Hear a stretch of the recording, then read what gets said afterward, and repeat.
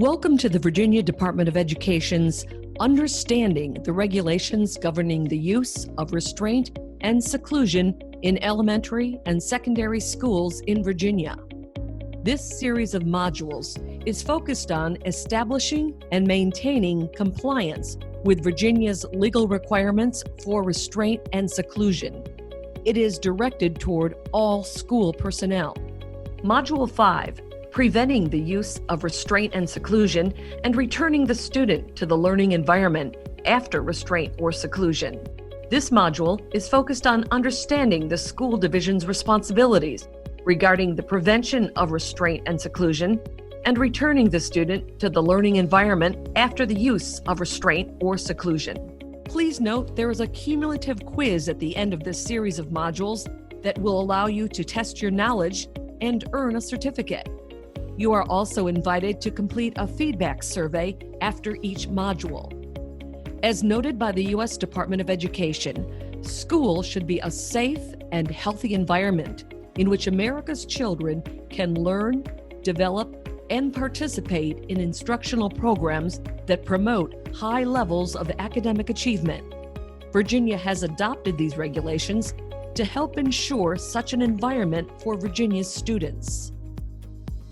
Section 8 VAC 20-750-80 requires Virginia public K-12 schools to take measures that prevent multiple uses of restraint or seclusion. To prevent the use of restraint or seclusion of students with IEPs or 504 plans, in the initial development and subsequent review and revision of a student's individualized education program, IEP, or Section 504 plan, the student's IEP or Section 504 team shall consider whether the student displays behaviors that are likely to result in the use of physical restraint or seclusion. If the IEP or Section 504 team determines that future use is likely, the team shall consider, among other things, the need for a functional behavioral assessment, FBA, a new or revised behavioral intervention plan, BIP, that addresses the underlying causes or function of the behaviors, as well as de-escalation strategies, conflict prevention and positive behavioral interventions, any new or revised behavioral goals, and any additional evaluations or reevaluations. There are additional requirements for IEP and Section 504 teams after a student with an IEP or 504 plan is restrained or secluded.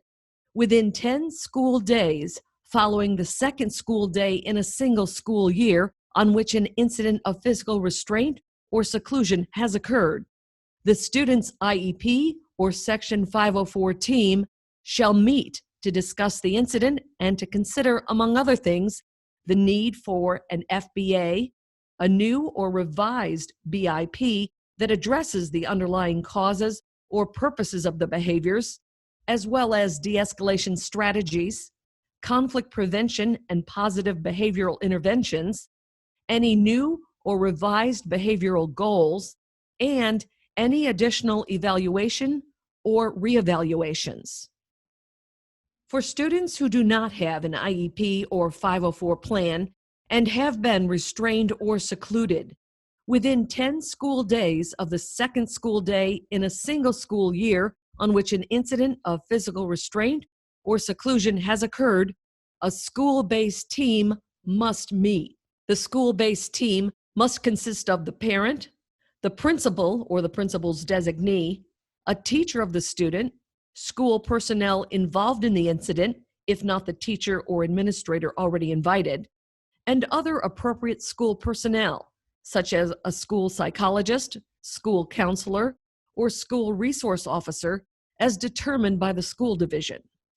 The school-based team shall meet to discuss the incident and to consider, among other things, the need for an FBA, a new or revised BIP that addresses the underlying causes or purposes of the behaviors, as well as de-escalation strategies, conflict prevention and positive behavioral intervention, and a referral for evaluation.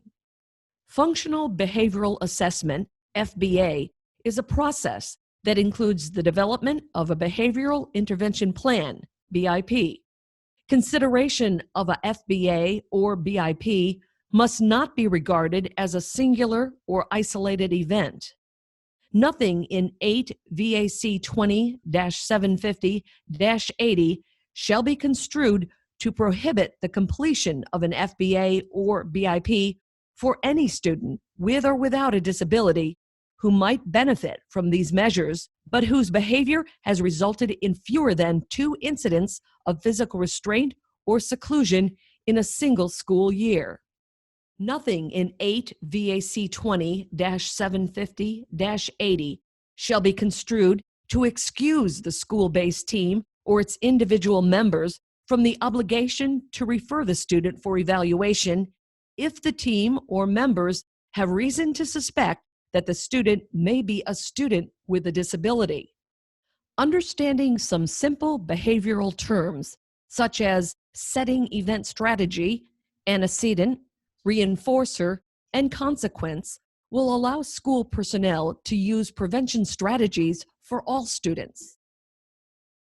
As outlined in the 2015 Virginia Department of Education document, Guidelines for Conducting Functional Behavioral Assessment and Developing Positive Behavior Intervention and Supports Strategies, school personnel are encouraged to take measures to prevent problems by considering setting event strategies.